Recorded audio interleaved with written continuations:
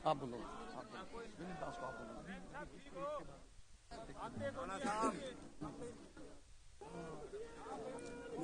अभी मैं संत रामपाल जी महाराज को सम्मान दिया जा रहा है। इसके बाद में वक्ता के रूप में श्री कुलदीप पूनिया जी, पूनिया खाप से जो हैं और पत्रकारिता में भी बहुत ही सक्रिय रहे हैं, मैं चाहूंगा कि वो तैयार रहें और कृपया करके समय का ध्यान रखें। 1 से 2 मिनट के अंदर अपनी बात कहने का काम करें। अच्छा, अब मैंने बोल दिया। अभी बहन मीनू से मैं अनुरोध करूंगा, चल जाए 1-2 मीटर करेगा। अरे नमस्ते बेटा, ठीक है बेटा मीनू, ठीक है, हाँ बेटा बहुत बढ़िया, ठीक ठाक, बहुत बहुत बधाई। कुलदीप जी 1 मिनट में बोल दिया, सबका बोल दिया। इस वक्त सरपंच राजकुमार गांव दाई मां किसान कैमरी 7 रोड कला सम्मान में पकड़ी है। टाइम की कमी है इसलिए सबके नाम बोल दिए भाई, मोमेंटम दिलवा दो। अब मैं अनुरोध करूंगा कुलदीप जी से, कुलदीप जी टाइम नहीं है, आप 1 मिनट में अपना संबोधन करें प्लीज। कुलदीप पूनिया जी जो बहुत ही किसानों के लिए पूनिया खाप से जुड़े हुए हैं, संत रामपाल जी महाराज को सम्मान में अपने उनके चरणों में अपने शब्दों को अर्पित करेंगे। कुलदीप जी।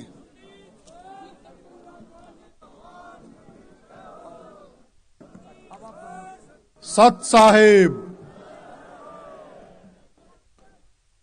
परम आदरणीय, इस बीच माफी चाहूंगा भोजराज के सरपंच और पूरी टीम, संत रामपाल जी महाराज किसान रतन मानवता रक्षक, उनके सम्मान में पगड़ी और मोमेंटम देंगे सरपंच भोजराज।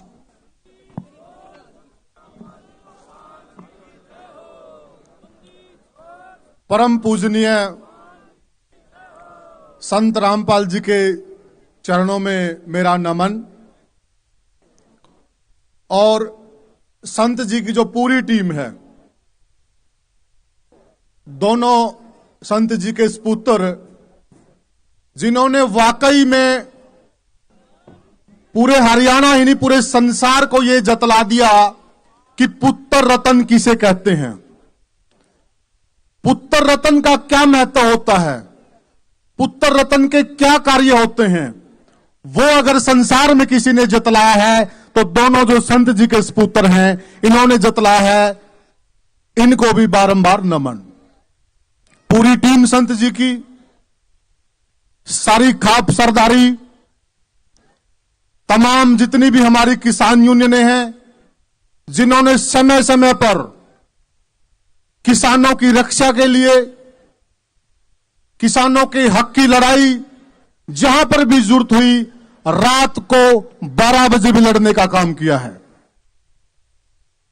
विशेषकर जो आज की यूनियन है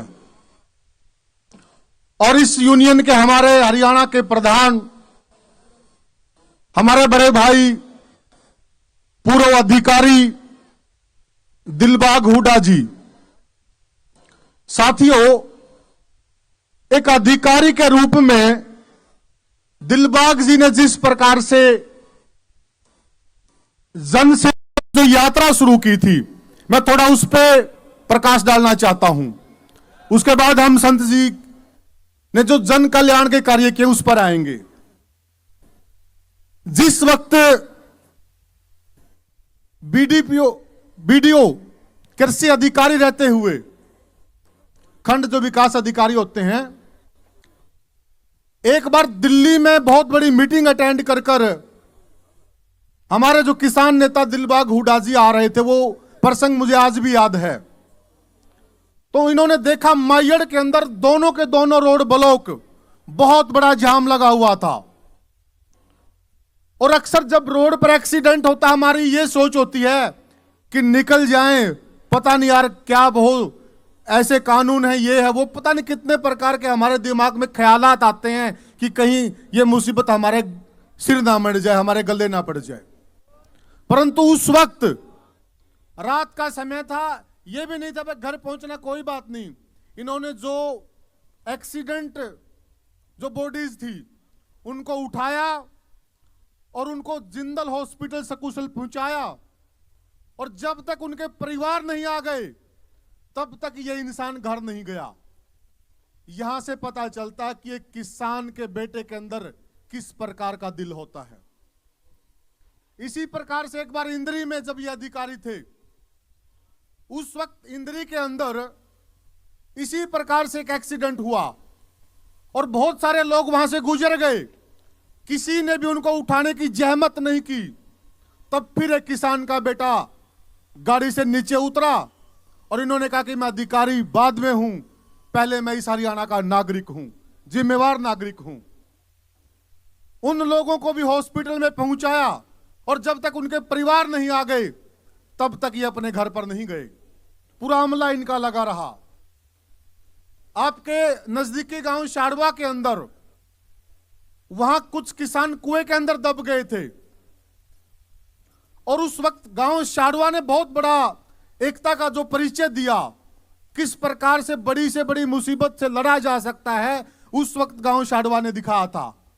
और गांव शाड़वा के साथ कंधे से कंधा मिलाकर दिलबाग हुड्डा जी खड़े थे पूरी टीम के साथ।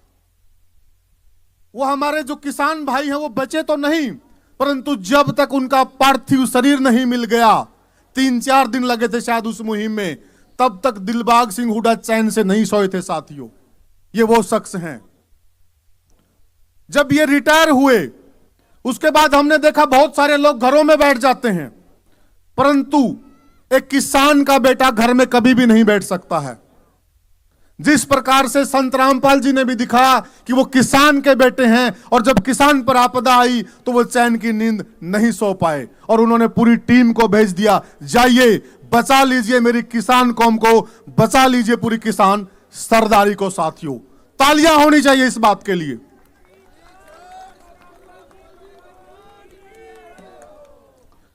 जब लोग गाहें बगाहें किसान से नजरें चुरा रहे थे, उस वक्त अगर किसानों से नजरें मिलाने का काम किया, किसानों से मिलने का काम किया, किसानों की मुसीबत दूर करने का काम किया, तो इस टीम का बहुत बड़ा योगदान है।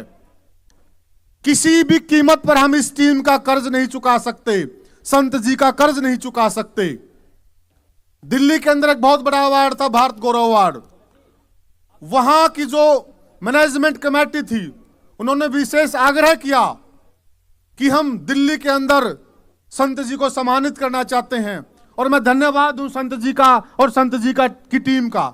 इन्होंने हमारे विशेष आग्रह पर हमारा आग्रह स्वीकार किया और उसके बाद उस मंच को सुशोभित किया। तो साथियों, ज्यादा समय न लेते हुए, वक्ताओं की लिस्ट बहुत लंबी है, मैं इतना ही कहना चाहूंगा कि इस प्रकार के जो युग पुरुष होते हैं संत जी जैसे, ये कई सदियों में, कई युगों में विरले ही पैदा होते हैं। और पहचान लीजिए आप इस संत को और छोड़ दीजिए सारी बातें। सत साहेब बंदी छोड़ सदगुरु रामपाल जी भगवान जी की जय हो। वक्ताओं से अनुरोध है कि वो अपना समय बहुत कम लें भाई। कुलदीप जी, अब मैं अनुरोध करेंगे बहुत ही प्रसिद्ध गायकार सविता सोरान जी अपना एक गीत सुनाकर, और उसके बाद प्रदीप जांडली जी, और उसके बाद 2 वक्ता अपने वक्ता बोलेंगे और उसके बाद